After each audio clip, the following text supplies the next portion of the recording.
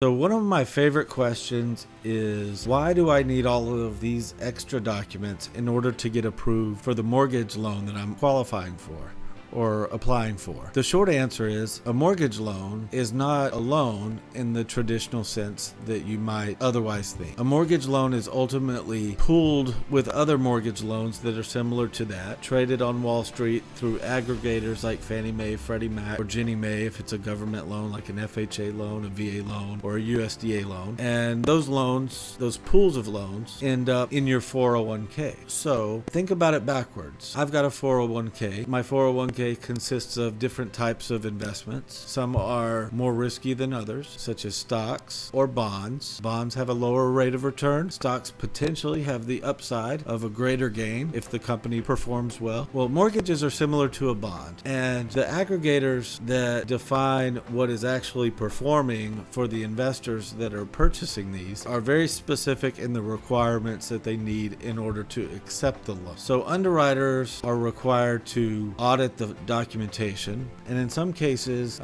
even after you've closed, there's a back and forth process between the investor and the lender to make sure that the loan is properly documented. That has created the guidelines that exist, and it all fundamentally depends on how loans are performing based on the type of loan that it is. So in other words, all of these documents are already predefined. If you could imagine being audited by the IRS and you printed out the IRS code, it would probably be a couple inches thick on your desk. Well, guidelines for any type of mortgage, whether it's a conventional, jumbo, FHA, VA, USDA loan, those loans have predefined guidelines by whomever is acquiring those loans as the investor, and there's very little discretion when it comes to meeting the criteria that they've already predefined. So it's nothing personal. We want to make sure that we try to collect as much upfront as possible to avoid the back and forth and provide only what's necessary to get you qualified and approved for the loan.